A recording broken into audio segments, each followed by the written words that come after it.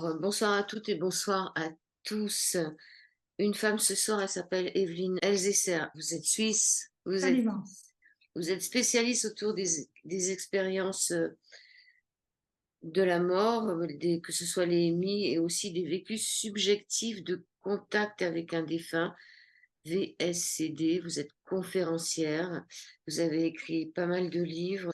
En 99, d'une vie à l'autre. En 2021, contact spontané avec un défunt. Ça, c'était en 2021. On avait fait une émission là-dessus sur IDFM Radio Anguin. Quand les défunts viennent à nous, et puis aussi Le Pays d'Ange en 2023. C'est une réédition, ça, Le Pays d'Ange. C'est juste. Oui, Ça veut dire que c'est une réédition où vous l'avez modifié. je l'ai un peu modifié. On peut dire que c'est une nouvelle édition. C'est une histoire d'une enfant qui est tombée malade et qui nous raconte son histoire. C'est assez bouleversant. La préface est de Kenneth Ring, qui est professeur émérite de psychologie à l'Université du Connecticut aux États-Unis, dit que ce livre ne s'agit pas d'un livre s'adressant essentiellement à de jeunes personnes malades ou en fin de vie, bien que de nouveau ces personnes constituent un lectorat évident pour ce type d'ouvrage. On pourrait également recommander vivement Le Pays d'Ange à des parents d'enfants malades, puisqu'il décrit de manière si vivante et convaincante la terrible épreuve d'une jeune fille condamnée au trauma d'une telle situation. Ce livre, ça s'adresse à des enfants, ça s'adresse à des adultes. Est-ce que vous avez vécu cela, Evelyne? Non, je n'ai pas vécu cela, mais j'aimerais quand même préciser, c'est vraiment un ouvrage pour adultes. Cette histoire de cette jeune fille malade, très malade, et son cheminement vers la mort, c'est vraiment un peu un prétexte, si vous voulez, pour parler de notre condition humaine. Nous allons tous mourir un jour. Et dans ce livre, je parle de la possibilité de la survie de la conscience. Donc, c'est vraiment un ouvrage pour adultes. C'est sous forme romancée. Je parle effectivement de ce cheminement spirituel, mais c'est pas un livre pour enfants. C'est pas seulement un livre pour des parents sont en deuil ou qui ont perdu un enfant ou qui ont un enfant malade. C'est vraiment pour tout le monde parce que nous sommes tous des êtres mortels. Nous allons tous mourir un jour. Plutôt, je devrais dire notre corps va mourir un jour parce que moi, j'ai, disons, je défends l'hypothèse qu'il y a la survie de la conscience. Et dans cet ouvrage, il y a en fait trois types de phénomènes qui nous renseignent sur ce qu'est la mort, comment on peut imaginer la mort physique et le passage vers un au-delà, vers une vie sans corps, et ce sont les expériences de mort imminente que vous avez mentionnées, ce sont les vécus subjectifs de contact avec un défunt, et ce sont les visions au moment du décès. Ces trois phénomènes-là sont présentés sous forme romancée dans Le Pays d'Ange. Mais je précise vraiment, c'est un livre pour adultes. Ça peut s'adresser aussi à des adolescents, mais c'est pas du tout un livre pour enfants. Oui, j'ai bien compris, mais pour avoir écrit ce livre, est-ce que vous avez vécu une expérience pareille? Est-ce que vous en avez vécu une? Non, alors si vous me posez la question si j'ai eu un enfant malade, non. Par chance, non. Si vous me demandez si j'ai vécu une expérience de mort imminente, non, pas non plus. Je l'ai étudié, ce phénomène, pendant beaucoup d'années. Et si vous me demandez si j'ai vécu de contact spontané avec les défunts, alors là, oui, j'en ai vécu plusieurs. Donc voilà, ça dépend de quel type de phénomène vous me parlez. Mais moi, je suis plutôt du côté de la chercheuse. Ça fait des années que je travaille et sur les expériences de mort imminente et sur les contacts spontanés avec les défunts. Et donc, si vous voulez, mes connaissances viennent plutôt des enquêtes que nous avons faites sur ces phénomènes plutôt que de mon propre vécu. Bien que pour les VCD, ça se mélange un peu, puisque c'est en même temps un sujet que j'ai étudié, je continue à étudier et je l'ai aussi vécu personnellement. Eh bien, j'aimerais bien que vous nous racontiez la première fois où ça vous est arrivé. Vous aviez quel âge? Quand j'ai vécu un contact spontané avec les défunts, j'étais déjà adulte. Mais vous savez, c'est très intéressant, un peu amusant aussi, parce qu'il y a deux types de personnes qui vivent un contact spontané avec un défunt. Il y a ceux qui souhaitent en parler, qui sont très contents de partager leur vécu avec les autres, qui des fois ont même vraiment une grande envie d'en parler parce qu'ils disent c'est tellement merveilleux ce qui m'est arrivé, je veux en parler à tout le monde. Et il y a ceux qui trouvent que c'est quelque chose de très personnel et qui n'en parlent pas. Et moi, il se trouve que j'appartiens à la deuxième catégorie. Vous voulez garder ça pour vous? Oui, c'est quelque chose de très personnel. Je n'en parle pas comme ça publiquement. C'est une expérience personnelle, mais je comprends très, très bien les gens qui ont envie de partager ça parce que pour eux, pour nous, pour tout le monde qui vit ça, c'est une expérience extrêmement importante qui est vraiment marquante et qui transforme les gens. Et je comprends très, très bien ceux qui ont envie d'en parler au plus grand nombre. Et je comprends aussi ceux qui souhaitent garder ça un peu pour eux. Sans que vous nous dévoiliez le message, est-ce que c'était des gens de la famille? C'est une première question. Et Oui, une deuxième question, est-ce que vous aviez demandé ce contact ou est-ce que ce contact est venu spontanément? Après, vous n'êtes pas obligé de répondre. oui, alors c'est une très bonne question, Joël. Non, oui, c'était quelqu'un de ma famille et non, je ne m'y attendais pas. Bon, bien sûr, j'avais déjà écrit sur ce sujet. Ça s'est passé après la publication de Quand les défunts viennent à nous, donc j'étais tout à fait au courant de ce phénomène, mais je m'y attendais pas à ce moment précis. C'était peu après le décès de cette personne de ma famille. Je m'y attendais absolument pas. Et c'est une des caractéristiques vraiment des VSCD, c'est que ça se produit quand on ne s'y attend pas. Si on souhaite avoir un contact avec un proche décédé, ça ne le fait pas se produire. Ce sont des contacts vraiment spontanés. Maintenant, bien sûr, si on souhaite vraiment un contact, on peut aller voir un médium, mais ça, c'est autre chose. Nous, on étudie vraiment les contacts spontanés qui se passent sans qu'on puisse y faire quoi que ce soit. Tout d'un coup, c'est là et c'est une surprise et c'est une très belle surprise, mais c'est une surprise. C'est pas quelque chose que nous pouvons provoquer puisqu'apparemment, ce sont les défunts qui initient ces contacts. Je suis d'accord avec vous, c'est plutôt à eux de nous contacter qu'à nous de les embêter, de les déranger. Alors, On peut le dire comme ça. vous avez aussi écrit 3 des 11 chapitres du manuel clinique des expériences extraordinaires paru en 2022, c'est-à-dire l'année dernière, de Stéphane Alix.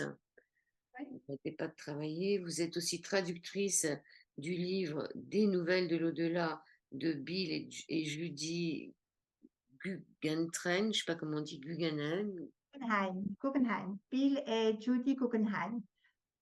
oui, Guggenheim.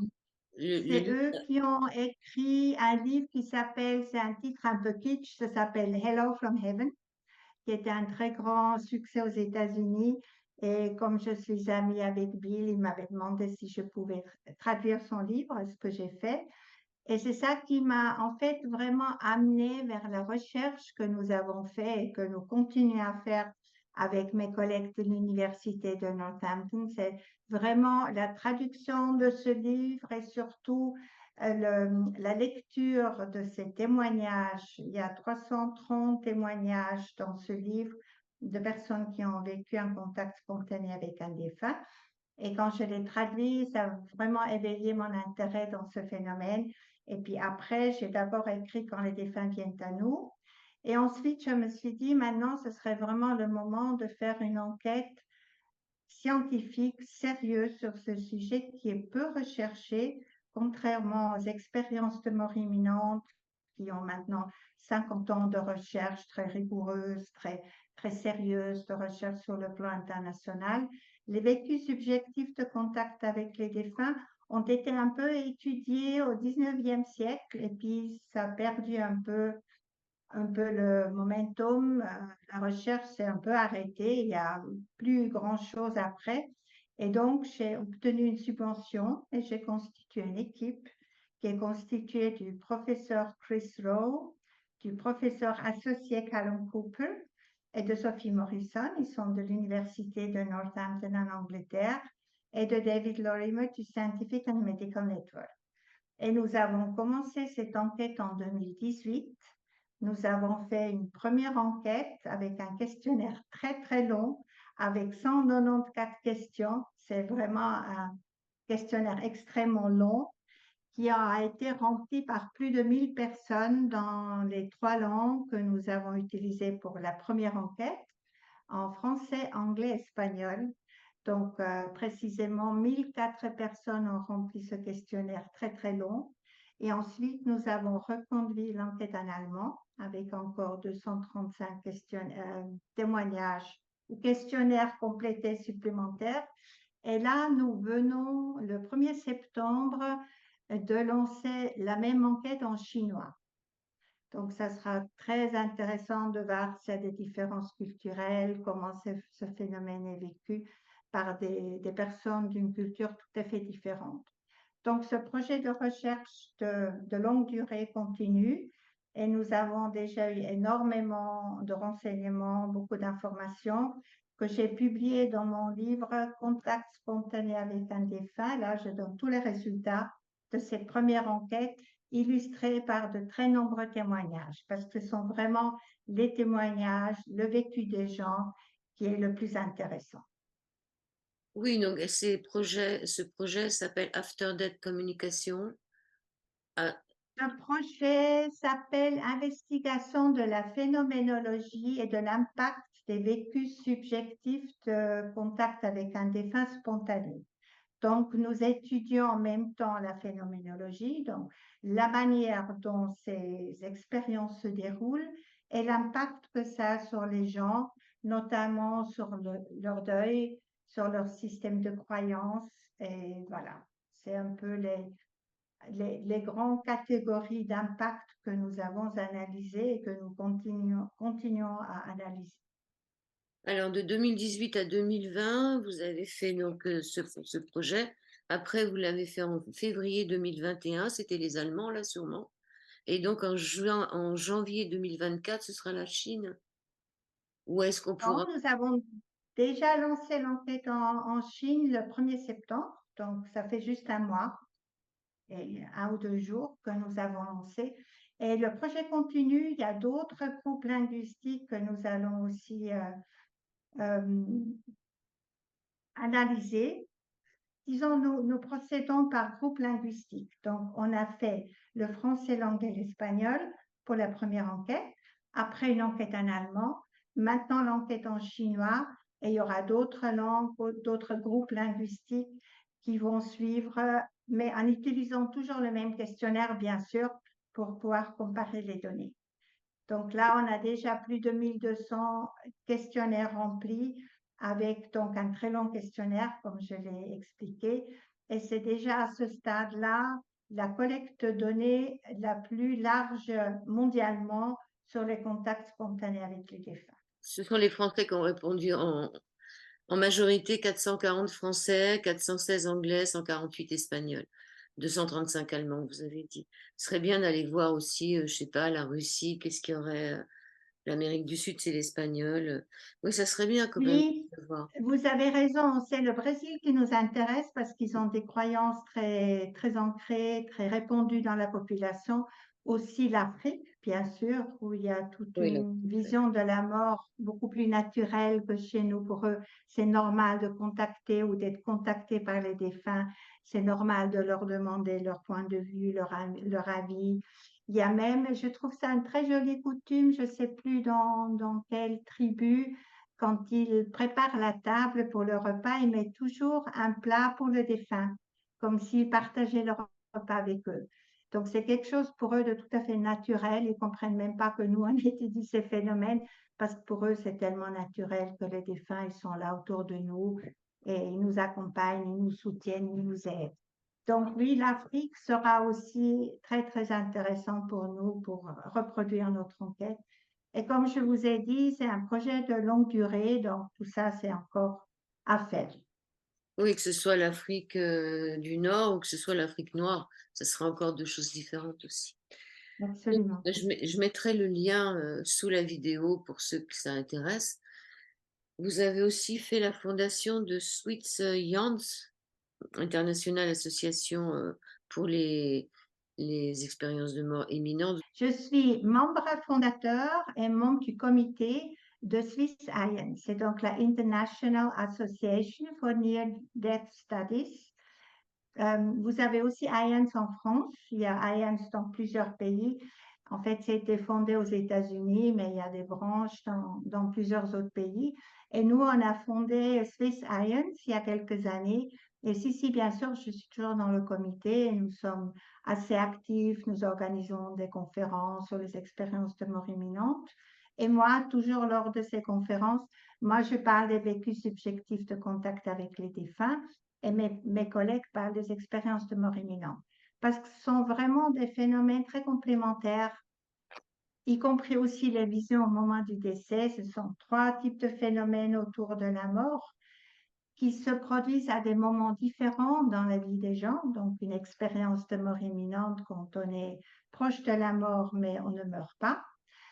Les visions au moment du décès, c'est vraiment quand les gens sont très proches de la mort, quelques heures, des fois quelques jours avant de mourir. Ils ont une vision d'un proche décédé et ils disent que en fait, la tâche ou la mission du défunt est de venir les chercher pour les aider à franchir le pas pour aller dans le monde spirituel. C'est ça que les mourants nous disent. C'est aussi un phénomène très beau, très rassurant, qui enlève tout de suite la peur de la mort aux mourants. Et après, bien sûr, il y a les contacts spontanés avec les défunts. Tous ces phénomènes sont un peu d'une même nature, si vous voulez, mais qui se produisent à des moments différents de la vie. Par exemple, une grande différence, c'est que pour les décédés, les gens ne sont ni proches de la mort, ni en train de mourir, bien sûr, ils sont en parfait état de santé quand ils perçoivent les défunts. Donc, il y a des différences importantes entre ces phénomènes. Mais lors de tous ces phénomènes, les vivants perçoivent les défunts. C'est ça l'élément commun. Oui, alors je suis pas tout à fait d'accord avec vous que ça les rassure, parce que moi j'ai l'expérience de ma mère qui voyait plein de monde autour d'elle et qui me demandait de fermer la porte pour pas qu'il soit là, hein. Il y a des gens, ça les rassure pas, hein, franchement. Quand ils sont très peur de la mort et qu'ils n'ont pas du tout envie de partir, ça peut les effrayer parce qu'ils comprennent que le moment de la mort s'approche. Et donc, ils peuvent dire, comme vous dites, ferme la porte, je ne veux pas mourir encore. Moi, je comprends ça comme ça. Mais c'est dommage que ça n'ait pas aidé parce qu'en général, c'est très bien accueilli par les mourants. Ça les rassure, mais bon, pas dans tous les cas. Alors il y a des personnes qui Il n'y a pas tellement de recherches sur les visions au moment du décès. C'est très difficile à faire parce que les gens meurent très peu de temps après. Donc, on peut faire la recherche que par une tierce personne, par exemple, par quelqu'un de la famille comme vous étiez présente, donc vous êtes témoin, ou par le personnel soignant, mais on ne peut pas vraiment interroger et faire une enquête avec les mourants parce qu'ils meurent très, très peu de temps après la vision. Donc, on n'a pas tellement d'informations sur les visions au moment du décès. Oui, et puis je veux dire que moi je Non. voyais pas cette personne-là, alors que quelque temps après sa Bien sûr. mort, j'ai quelqu'un qui est venu dans la maison et qui m'a dit qu'il y avait un personnage assis dans le canapé, là où ma mère me disait qu'il était là, et qui me le décrivait comme ma mère me le décrivait, comme quoi il y a sûrement des gens qui sont capables de voir de l'invisible, et voilà, cette personne n'était pas partie pour autant. Donc, il y a des choses bizarres qui se passent quand même sur cette terre. Cette personne aura fait un VCD puisqu'elle a perçu une défunte que votre maman avait aussi perçue. Donc, Oui, c'est ça. visiblement, les deux ont perçu la même défunte. Ouais. C'était un homme. Mais donc, ça voulait dire qu'il n'était pas Même parti. défunte. Ça voulait dire que c'est pas parce que ma mère était partie que lui était parti. Donc, c'est un peu surprenant. Donc, on peut se poser plein de questions. Et donc, cette personne l'a vu alors qu'elle n'était pas du tout au courant que ma mère voyait quelqu'un dans ce fauteuil. Donc, ça m'a quand même surpris. C'était invraisemblable. On va parler un peu du film. Oui, ça pourrait faire un super film, Le Pays d'Ange, aux éditions des Presses du Midi. Ça pourrait faire un très, très beau film. Donc, la petite, elle se rend compte à un moment elle dit que, enfin, c'est pas elle qui dit ça, mais je sais pas qui c'est qui dit ça, la joie se partage et le malheur sépare les êtres. ça la fait vraiment grandir et c'est vrai que la joie se partage et le malheur sépare les êtres. Souvent quand il y a un enfant ou qui a des problèmes, je sais pas, d'autisme ou des problèmes, ça casse la famille et en cas de deuil, c'est pareil, les parents ça les divise aussi quelque part. bien sûr. C'est très difficile d'avoir un enfant malade, mais le but de ce livre, c'est de montrer que quand tout est perdu sur le plan physique, quand il n'y a plus d'espoir, cette jeune fille, elle va mourir, on ne pourra pas la sauver. Quand il n'y a plus d'espoir sur le plan physique, sur le plan du corps, il peut encore y avoir l'espoir de la survie de la conscience, de se dire, effectivement, elle va mourir, elle va devoir quitter ce monde et c'est infiniment triste pour les parents, bien sûr, pour la jeune fille aussi, bien sûr, mais il y a quand même en même temps l'espoir qu'il y a quelque chose après la mort physique. Et c'est ça le but de ce livre, c'est de parler de cet espoir en se basant sur tout ce qu'on sait maintenant de ces phénomènes autour de la mort. Justement, je décris très longuement dans le livre une expérience de mort imminente qui a été vécue par un compagnon d'infortune qui est dans le même hôpital et qui raconte à la jeune fille tout ce qu'elle a vécu pendant cette expérience de mort imminente.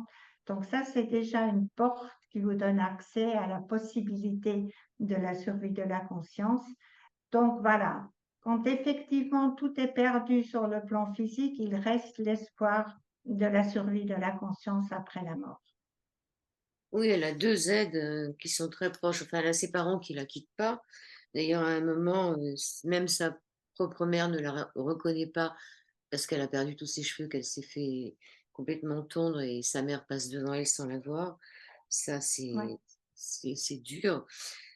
Elle a 2 aides précieuses en plus de ses parents, donc c'est Stan, ce petit garçon qui aussi est malade et qui est un miraculé finalement, qui vit une expérience et elle a une poupée, cette poupée qui s'appelle Ange, la poupée tricotée de la grand-mère décédée qui qui est aussi une bonne enseignante, hein.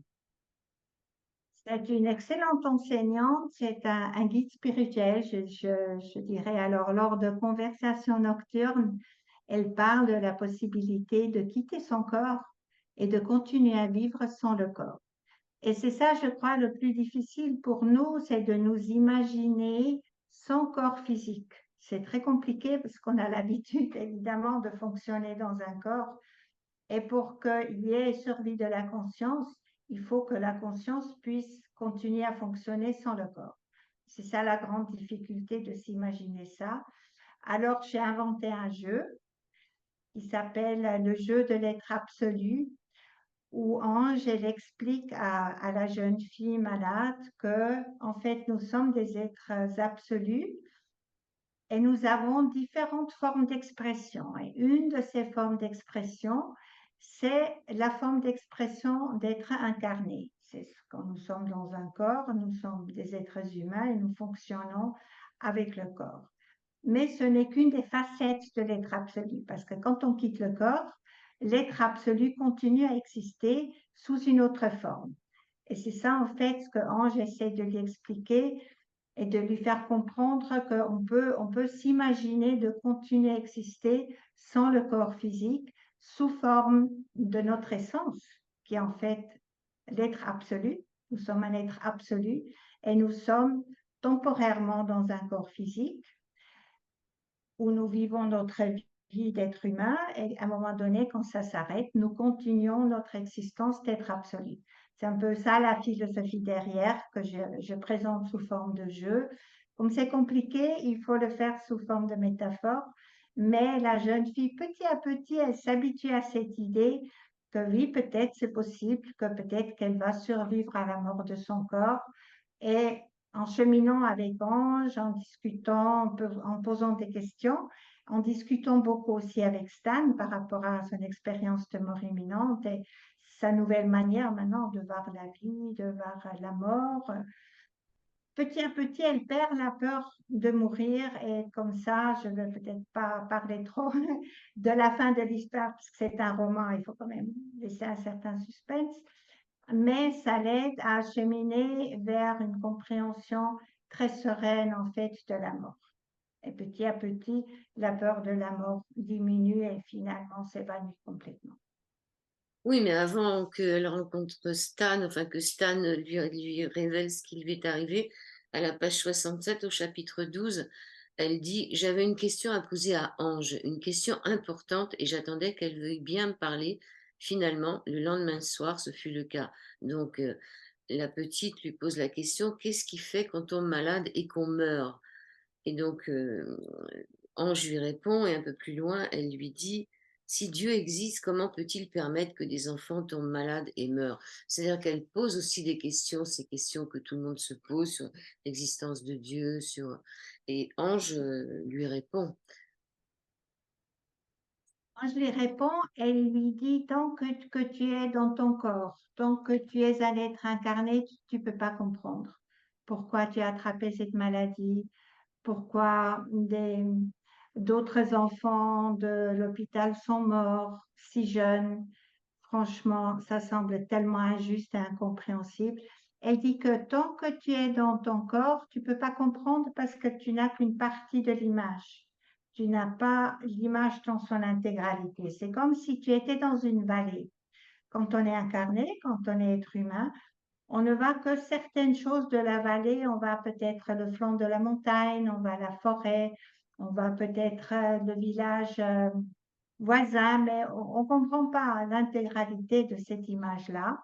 Tandis que quand on meurt, quand on quitte le corps, quand on est désincarné, donc quand on est de nouveau dans son état d'être absolu, quand on est sur le sommet de la montagne, on voit toute la vallée et on comprend pourquoi les vies se déroulent comme elles doivent se dérouler, pourquoi la rivière, elle n'avait pas d'autre possibilité pour aller vers la vallée que de suivre le chemin qu'elle a suivi, parce qu'il y a des collines, parce qu'il y a des nivellements du terrain, etc. Cette rivière, elle ne pouvait emprunter que ce chemin-là, celui qu'elle a pris. Et donc voilà, une fois qu'on est sur le sommet de la montagne, on a toute l'image et on comprend. Mais oui, bien sûr, ça ne pouvait pas se passer différemment, ça devait se passer comme ça, et c'est cohérent, et c'est juste. Et comme il y a quelque chose après, comme il y a un sens à tout ça, c'est pas aléatoire, c'est pas la malchance de tomber malade. Il y a certainement un sens à tout ça que nous, êtres humains, on ne peut pas comprendre. Et on ne veut pas comprendre, on ne veut pas dire mon enfant est malade et meurt parce que ça devait se passer comme ça. C'est très cruel comme idée, c'est très difficile. Mais je pense que c'est quand même ça. Et c'est au moment où on quitte le corps où finalement on comprend pourquoi la destinée elle se déroulait comme elle s'est déroulée. C'est ça en fait que ce que Ange dit à la jeune fille. Oui, c'est une très très bonne éducatrice et ça me fait penser ce que vous me dites que quand on fait une NDE, finalement, on est au sommet de la montagne, c'est-à-dire on voit tout de haut et on se pose plus de questions en vérité. Alors Les que, réponses sont là. Mais les réponses sont là tant qu'on est dans cet état d'être absolu, pour reprendre cette image-là, ou d'être désincarné. Quand on revient dans un corps, ben, on a de nouveau notre raisonnement humain et toutes les questions reviennent, même si on sait qu'on avait les réponses. Or, nous vivons dans nos sociétés occidentales dans un contexte matérialiste, c'est-à-dire que c'est vraiment l'idée qui prédomine que que la conscience, elle est générée par le cerveau et quand le cerveau meurt, la conscience, elle meurt avec le corps. Ça, c'est la pensée ou l'hypothèse, parce qu'en fait, c'est une hypothèse matérialiste qui dit, voilà, la conscience, elle ne fonctionne que dans le corps et elle est actionnée, fait fonctionner par le cerveau. Mais quand le cerveau meurt, parce que la personne est en fin de vie, la conscience, elle s'éteint et il n'y a rien après la mort physique. Voilà. Maintenant, il y a maintenant quand même une émergence depuis quelques années et de plus, il prend de plus en plus d'essor, c'est l'hypothèse post-matérialiste ou l'hypothèse spirituelle, si vous voulez. Cette hypothèse postule que, en fait, la conscience, elle précède le corps physique, elle survit au corps physique. Donc, la conscience est première. La conscience est fondamentale. Elle s'incarne dans un corps. Elle vit dans un corps pendant la durée de l'existence incarnée, mais quand le corps meurt, la conscience est survie à la mort du corps. Alors du coup, bien sûr, les contacts entre les vivants et les morts deviennent possibles et sont même logiques. Parce que si la conscience ne s'éteint pas, elle continue sous une forme dont nous ne savons rien, dans une dimension dont nous ne savons rien non plus, nous savons très très peu. Mais l'idée de la survie de la conscience, elle nous donne la possibilité de nous dire, oui, mais bien sûr, si la conscience, elle continue à exister, nous ne savons pas comment, le contact entre les vivants et les morts sont possibles. Et ces contacts, nous les voyons lors des contacts spontanés avec les défunts, lors d'un VCD. Lors d'une expérience de mort imminente, les gens qui vivent l'expérience, qu'on appelle les expérienceurs, ils nous parlent d'un être de lumière, mais ils nous parlent aussi souvent qu'ils ont revu des proches décédés, plus des anges spirituels, enfin des guides spirituels, des anges, etc. Mais ils nous parlent aussi d'avoir vu des proches décédés. Et comme on a discuté tout à l'heure, lors d'une vision au moment du décès, les mourants nous disent qu'ils peuvent percevoir des défunts, des proches décédés qui viennent pour les aider. Donc voilà, dans une vision post-matérialiste, la conscience, elle survit à la mort du corps et donc elle continue à fonctionner et les contacts entre les vivants et les morts sont possibles. Ce que nie complètement l'hypothèse matérialiste. C'est un peu ça qui est en train de se jouer de manière assez forte. Il y a assez de tension maintenant entre les deux écoles de pensée, la matérialiste et la post-matérialiste. Oui, ce qui est intéressant, c'est de se dire que si la conscience, elle perdure avant, elle était là, enfin après, elle était là avant. Et aussi ces expériences du fait qu'on peut voir l'image d'un enfant qui est encore en gestation, c'est-à-dire d'avoir une image d'un enfant qui n'est pas encore né, enfin, qui est dans le ventre de sa mère. Donc là, il y a ça serait bien de faire un travail sur les perceptions avant notre naissance. C'est encore plus difficile à faire puisque quelque part on a tout oublié ou on ne veut pas se rappeler, je ne sais pas. Il y a tellement de mystères, il y a tellement de choses que nous ne savons pas. C'est pour ça que vraiment faire une recherche rigoureuse, scientifique, tout à fait avec une méthodologie impeccable, c'est très, très important parce qu'on peut étudier n'importe quel sujet. On peut le faire avec des outils scientifiques, mais il faut être doublement rigoureux quand il s'agit de ce type de phénomène. Et c'est ce que nous, avec notre équipe et bien sûr d'autres équipes de chercheurs font. Et c'est vraiment précieux parce que ça nous ouvre quand même une toute nouvelle perspective sur la mort et éventuellement sur la survie après la mort physique. Alors, il y a quand même pas mal d'études sur la réincarnation, mais la réincarnation, ce serait des vies physiques. Ce qu'on ne fait pas trop comme étude, c'est les moments entre, c'est-à-dire entre deux vies. Ça, C'est euh, ça. on est un peu perdu, surtout entre cette vie de maintenant et celle d'avant.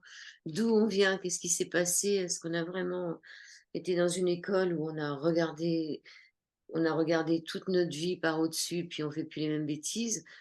Enfin voilà, c'est à se poser tout plein de questions. Je vous remercie beaucoup, Evelyne LCR. LGCR? Et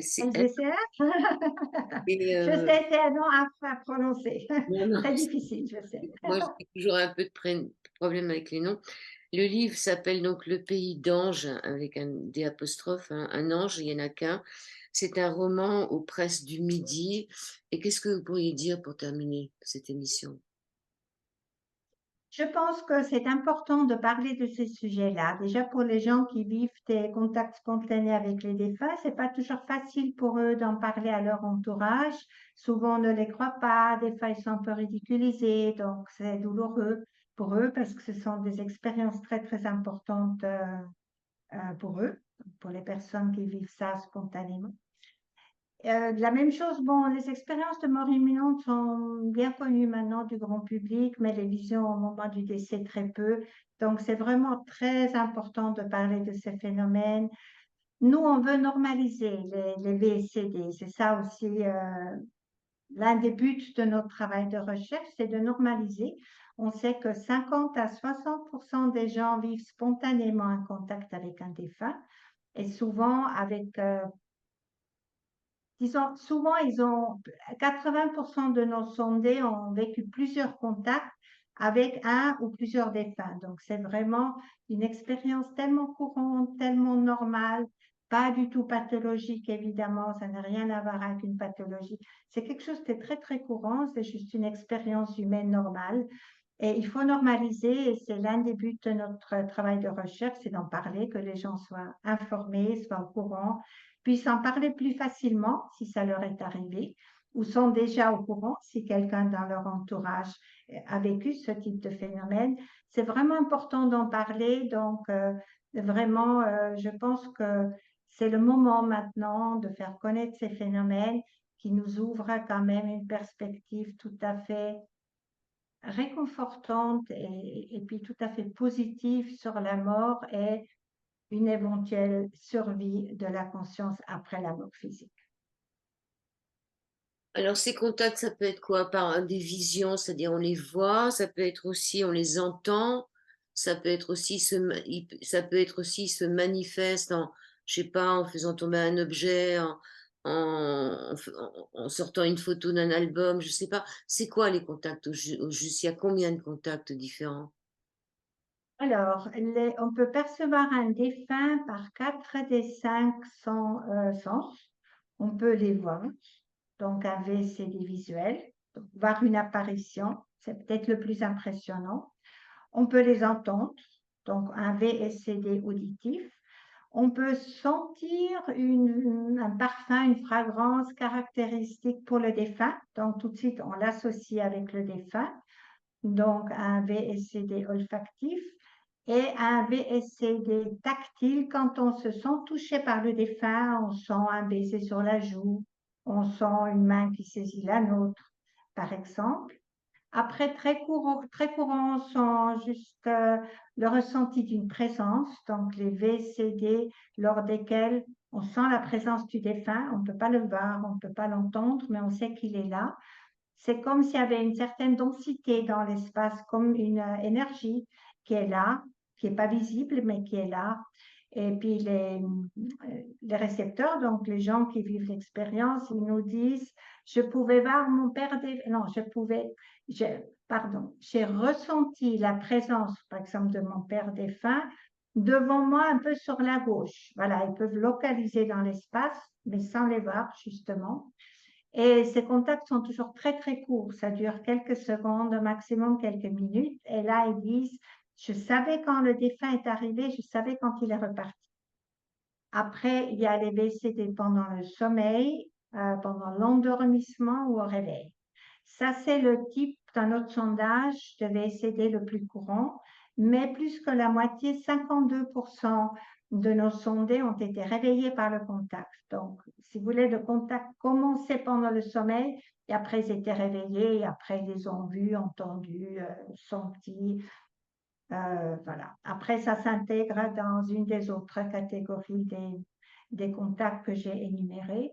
Très intéressant aussi, les VSCD au moment du décès, c'est quand quelqu'un est informé d'un décès par la personne elle-même. Par exemple, on va prendre un exemple, vous êtes en train de dormir, vous êtes réveillé par quelque chose, vous ne savez pas par quoi, vous êtes réveillé et vous voyez votre sœur qui est devant vous, qui vous sourit, qui vous dit, je viens te dire adieu, je pars maintenant. Et après, la vision est terminée. Vous êtes interloqué, le téléphone sonne et vos parents vous appellent pour vous dire, ta sœur vient de mourir dans un accident de voiture. Donc là, c'est très intéressant parce que les personnes ne sont pas encore en deuil, parce que des fois, l'argument un peu matérialiste à l'encontre des VCD, c'est de se dire, c'est simplement parce que la personne était en deuil, elle s'est imaginée, c'est une hallucination, c'est une perception erronée, voilà, la personne s'est imaginée d'avoir eu ce contact avec le défunt parce qu'elle est en deuil, parce qu'elle a un tel besoin, une telle envie d'avoir un contact avec le défunt ou la défunte que la personne s'est imaginé ça. Mais ça, c'est pas possible, par exemple, bon, dans beaucoup de cas, mais notamment aussi lors d'un VCD au moment du décès, parce que la personne n'est pas encore en deuil, puisqu'elle est informée par les défunts eux-mêmes par la défunte ou le défunt lui-même ou elle-même de ce décès qui vient de se produire. Oui, il y a des personnes qui vont demander des signes, hein. Donc c'est ça que vous voulez dire. Souvent, il y en a qui vont demander un signe. Et par contre, Oui, c'est ça. Je veux dire, une personne en deuil a très souvent cette envie d'avoir un dernier contact, d'être rassurée sur le fait que le défunt est encore en vie. Mais c'est pas parce qu'on le souhaite qu'on vient VSD, pas du tout, pas du tout. C'est pas dans ces moments-là que les gens vivent ces expériences. On a aussi des chiffres qui montrent ça. C'est quand les gens sont en train euh, de faire leur vie quotidienne, ils sont en train de conduire, de faire le devoir avec les enfants, voilà, ou de travailler, quand tout d'un coup il y a un contact. C'est pas quand ils sont en train de pleurer et de penser au défunt et de se dire j'aimerais tellement un contact.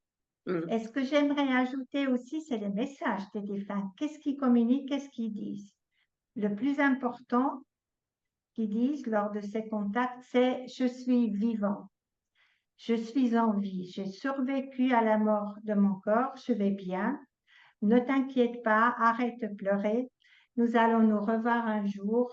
Tout va bien pour moi, tu n'es pas seul, je suis à tes côtés. Je sais que tu souffres, je sais que c'est difficile le deuil, mais ne sois pas si triste. Il n'y a pas de raison d'être si triste. Bien sûr, je suis plus là avec toi physiquement. Et ça, c'est une douleur qui est là, qui reste. Ça, on ne peut rien faire contre, mais je suis en vie et je sais ce qui se passe dans ta vie et nous allons nous retrouver un jour. Ça, c'est le type de message que les récepteurs aperçoivent. oui, il y a aussi les rêves symboliques, hein. Le rêve symbolique dans la nuit où la personne meurt ou la nuit ou 2 jours après qu'elle soit morte. C'est-à-dire, on va rêver de cette personne et si on décode le rêve, c'est hyper symbolique. Alors, est-ce que ça vient de nous dans le cas où la personne est morte ou est-ce que ça vient de la personne dans le cas où elle n'est pas encore morte? Je veux dire, moi, j'ai fait 2 rêves symboliques, un au moment du décès de mon père et un après le décès de ma mère. C'est vraiment très, très symbolique. C'est pas qu'ils me disaient qu'ils allaient bien, quoique si, ma mère me disait quelque part qu'elle allait bien, mais pour mon père, c'était un au revoir, quoi. C'était un au revoir triste, mais c'était un au revoir. C'est ça. Mais bon, les gens qui vivent ces expériences disent quand même très clairement que ce n'était pas un rêve ordinaire. Il s'est Non, passé autre chose. non, c'est sûr. Vous êtes d'accord avec ça? Vous l'avez ressenti comme ça aussi? Oui, c'est un rêve symbolique, c'est un rêve qu'on n'a pas envie de faire en même temps parce que ça nous perturbe. Ça peut nous rassurer, mais en même temps, ça nous perturbe. Bon, nous, on a vu que 74% de nos sondés ont dit que le contact leur a procuré une guérison émotionnelle. Ils disent que ça les a beaucoup, beaucoup aidés dans le deuil. Vous savez, ce qui est important dans ces contacts, c'est cette certitude qu'ont les récepteurs que le lien est encore là, que le lien n'a pas été terminé par la mort physique, qu'il y a encore une relation possible, une relation intériorisée, métamorphosée, bien sûr. C'est pas tous les jours qu'on peut communiquer avec eux, c'est des moments très très rares, très très privilégiés quand on a ce contact avec les défunts. C'est de loin pas tous les jours, mais c'est ça qui est rassurant, cette certitude, parce ils en sont convaincus, les gens qui ont vécu ça, que le lien continue, mais bien sûr sous une autre forme. Oui, il faut pas tomber dans l'excès non plus parce qu'il y a des personnes après qui n'arrêtent pas d'essayer de communiquer ou de par écriture automatique, c'est-à-dire qu'ils vont passer le restant de leur vie à essayer de communiquer avec des gens qui sont plus là. Et ça Oui, peut. mais nous avons examiné cette question-là justement. Nous avons dit, est-ce que suite au contact spontané, vous avez ressenti le besoin de consulter un médium, par exemple? Et là, on a vu que c'était à peu près un tiers qui avait cette envie de continuer le contact qui avait été spontané d'une manière induite via un médium. Mais après, on a vu dans notre enquête qu'en fait, ils ont consulté peut-être 2, 3 fois, mais sans excès, et qu'à un moment donné, la majorité, on dit dans le questionnaire, on dit très clairement, maintenant, plus vraiment besoin d'initier ce contact via un médium parce que j'ai eu tellement de preuves, je suis tellement convaincue que mon proche décédé va bien, qu'il est là quand même avec moi d'une certaine manière, que j'ai plus besoin de rechercher ce contact continuellement. Donc, quand ça devient une recherche un peu frénétique comme ça, c'est qu'il y a un problème dans le processus de deuil. Ça veut dire qu'il y a un deuil, ce qu'on appelle un deuil compliqué. Et là, bon, on peut certainement aider les personnes. Il y a les thérapeutes qui peuvent peut-être les aider dans ce deuil compliqué parce que normalement, après un VSCD, tout naturellement, ce besoin d'un contact diminue et finalement disparaît, si le deuil se passe bien. S'il ne se passe pas bien, il faut peut-être prendre d'autres mesures. Ok, un deuil, ça peut durer combien de temps? 1 an, 2 ans? Je crois qu'il ne faut pas mettre un chiffre là-dessus. Je crois que c'est pas nécessaire, c'est pas utile. Je pense que une certaine tristesse quant à l'absence physique, elle peut durer toute une vie. Je veux dire, la personne n'est plus là. On ne peut plus la prendre dans nos bras. On ne peut plus leur raconter notre journée. Ce contact-là, il n'est plus là. Ces douleurs, ces tristesses, elles peuvent rester toute une vie. Mais un deuil, je veux dire, dans la phase aiguë, petit à petit, ça va mieux, ça prend le temps que ça prend. Je pense qu'il ne faut pas mettre un nombre de mois là-dessus. Et vivre un VSCD peut vraiment beaucoup aider les gens dans ce processus, mais le processus de deuil doit être fait de toutes les façons. Les VCD ne sont pas des expériences magiques. C'est pas comme ça, comme par magie, qu'on est plus triste et qu'on n'est plus en deuil. Non, pas du tout, pas du tout. Le deuil, c'est un chemin difficile et long et douloureux et on doit le faire de toutes les façons. Mais le VSCD peut donner l'espoir et pour certains vraiment la conviction que la personne est encore en vie, qu'elle est encore à nos côtés, que nous allons nous retrouver un jour et qu'en attendant, nous devons vivre notre vie le mieux possible et si possible avec le plus de joie possible. Oui, puis ça prouve aussi que toutes nos pensées peuvent être captées là-haut, donc on peut par nos pensées réparer aussi ce qu'on a fait qui n'était pas bien, reconnaître des choses qu'on n'a pas reconnues du temps du vivant. Enfin, on peut encore travailler du temps de notre vivant à nous à réparer nos conneries. Enfin, ça donne de l'espoir quand même. Voilà. Je vous remercie, Evelyne. Evelyne. Allez, À merci bientôt. Joël.